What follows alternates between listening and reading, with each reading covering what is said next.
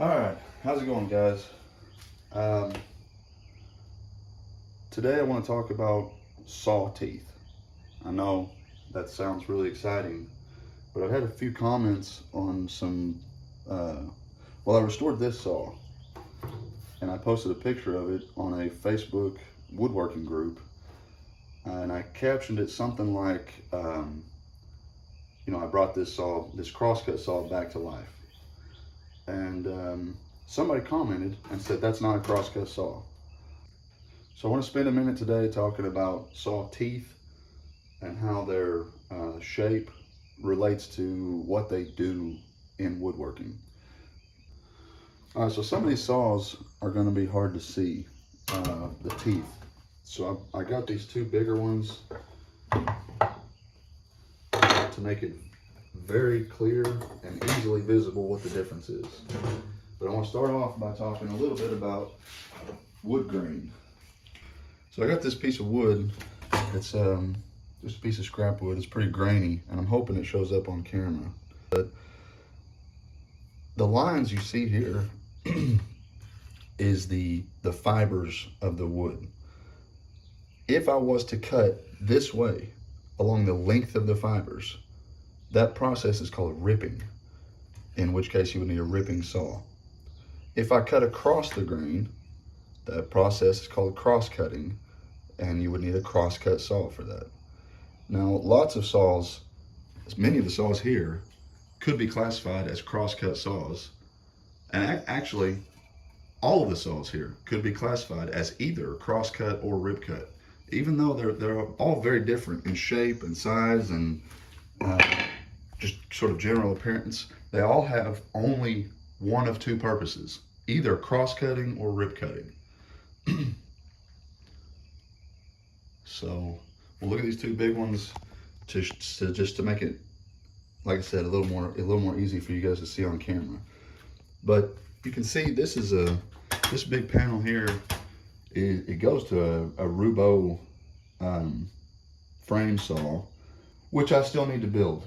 But here's the panel for it, and you can see the teeth are virtually at a 90-degree angle in this direction, and then it goes back this way.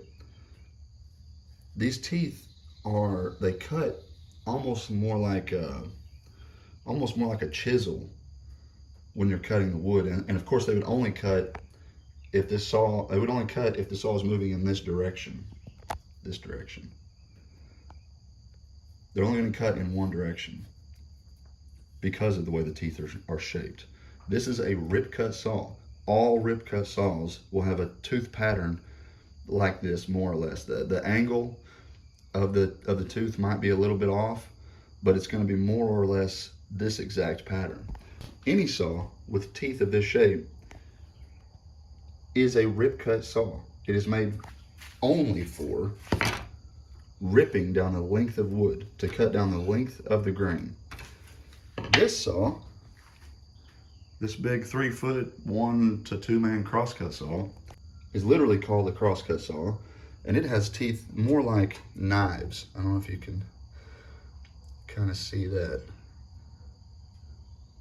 but they cut in both directions, and they're shaped like knives rather than chisels like this one. So you can get them both in the same shot. You see the difference? So any saw with teeth like this is a crosscut saw. No matter what the saw looks like, it doesn't matter. It is either made for cross-cutting or rip-cutting, and calling it a crosscut or a rip-cut saw is correct. Now, I think what the person meant when they said this is not a crosscut saw, and I filed these teeth myself on video, so I know exactly what I filed them for. I filed them for cross-cutting. Now, and he says that's not a crosscut saw. Well, agree to disagree, I guess, but I guess technically what he meant maybe was, since he wouldn't reply to my question of how it's not a crosscut saw, I guess what he might have meant was this is a panel saw. It is, but it is also a crosscut saw. This is also a crosscut saw. This is also a crosscut saw. So again, this is a panel saw, but it is also filed to be a crosscut saw, so it's the same thing. Another comment I got was that these drawers I built don't look like dovetails. They look like finger joints.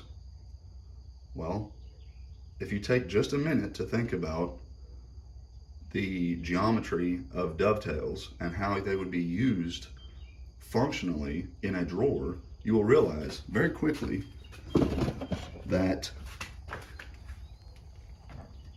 the pins, which is what these are called, these are pins on the front of a dovetail. You will realize that these pins have to be facing in this direction, because if I'm pulling in this direction on a drawer and it was turned the opposite way, I would pull the front panel of the drawer off instead of opening the drawer. It has to be put in this direction. This is the only way you can make dovetails on a drawer and make it functional. Yes, they do look a little bit, I guess they do look a bit like finger joints from the front. But that's because they're made right. Whoever made that comment is probably just used to seeing dovetails on boxes and not actually seeing them on drawers. And on a box, the joints can go, the pins and tails can go in any orientation on the box, because the box isn't being moved, isn't being pulled from any side. So it doesn't really matter. But on a drawer, with it's being pulled in one direction, the pins and tails have to be oriented to account for that pull. Otherwise, you would just pull the drawer apart. So that's all I got for today. I know this is definitely not my normal videos. I'll be back to, I do have a few projects I'm working on. I actually have several projects I'm working on, and my videos will be back to normal next week. But thanks for watching. If you guys have any comments or questions about anything woodworking related,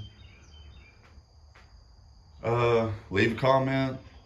I'll do my best, the best I can to answer it.